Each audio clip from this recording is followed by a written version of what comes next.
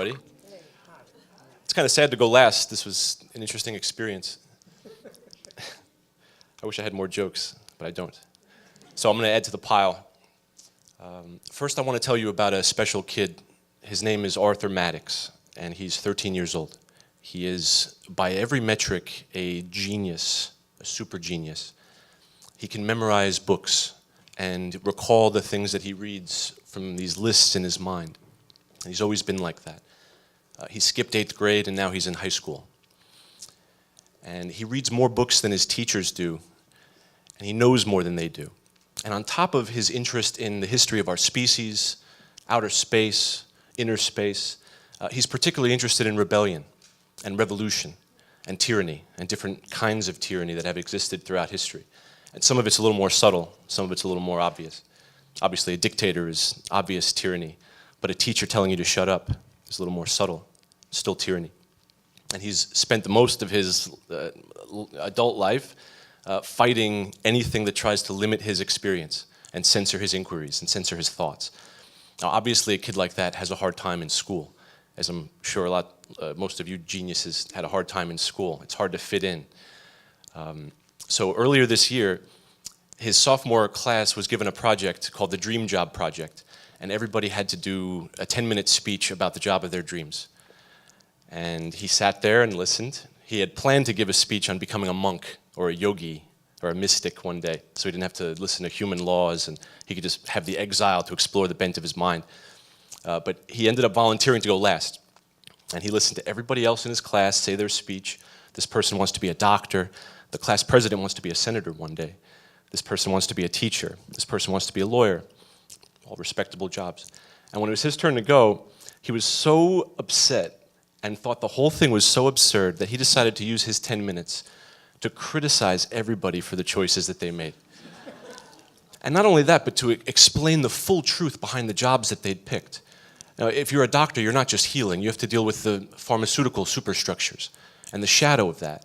And people in suits that don't have medical degrees making incredible amounts of money off of all of us thinking that we're sick. That's also a part of being a doctor.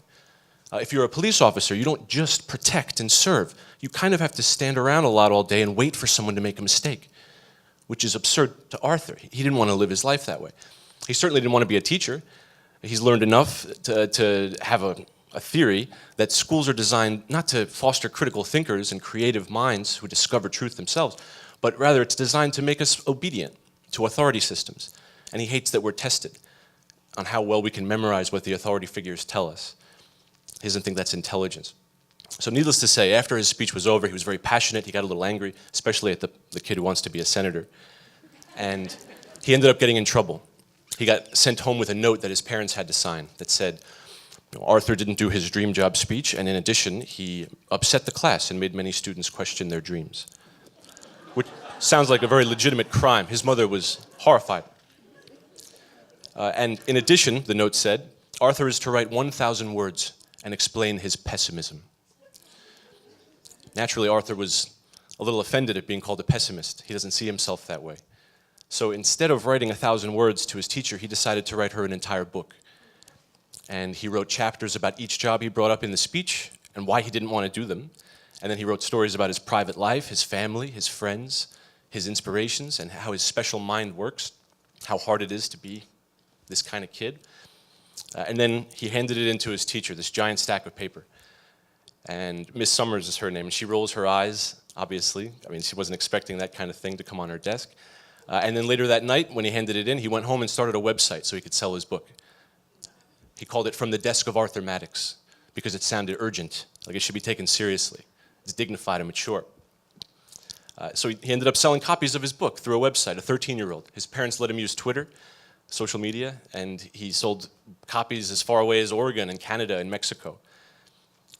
And his teacher was so impressed when she read it that she decided to make copies of it and send it out to literary agents with the hopes of getting Arthur published so he could change the world in some small way.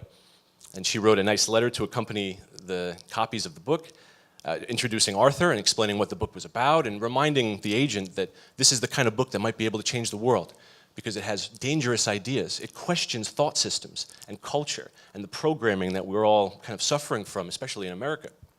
and that this book could catch fire and remind people that they're free, young and old.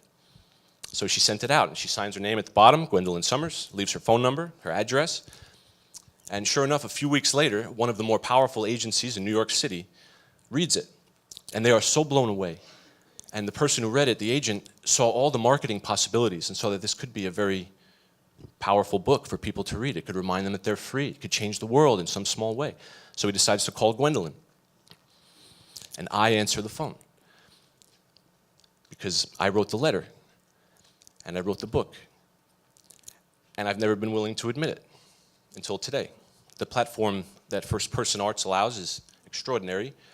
And I've been pretending to be a 13-year-old on the internet to sell my work. And I've written 2 other books. I've never really tried to get them published. This was my first attempt. So I answer the phone when the agent calls. He's expecting to talk to a middle-aged woman about a 13-year-old genius in hopes of getting in touch with him. And a 33-year-old man, an author who's no one's ever heard of, who lives on an emu farm on top of a garage, I answer the phone. And instead of telling me what a genius I am, how creative I was to get his attention, a gatekeeper.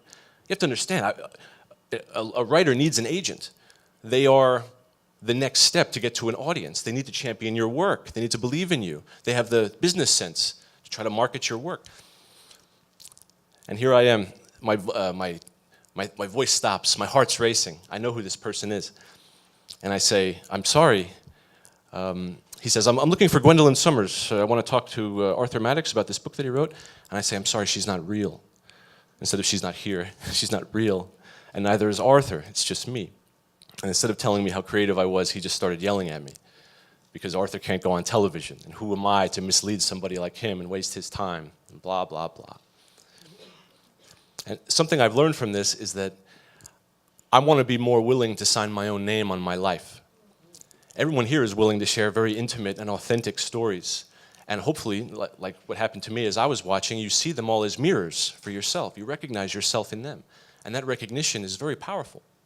You know, all of us are probably sick of the illusion. We're sick of fakers. We're sick of people lying to us. We're sick of the mythologies that get created, the heroes and villains that don't exist. And we want something real.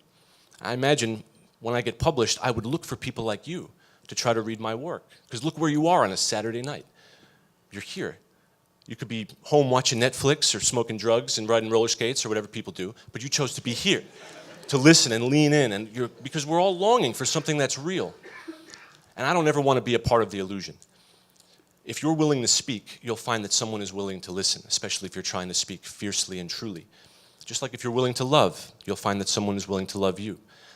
And maybe in my own little life, if I'm more willing to share and try, maybe one day some of you will be willing to let me into your hearts through my work. All right, thank you.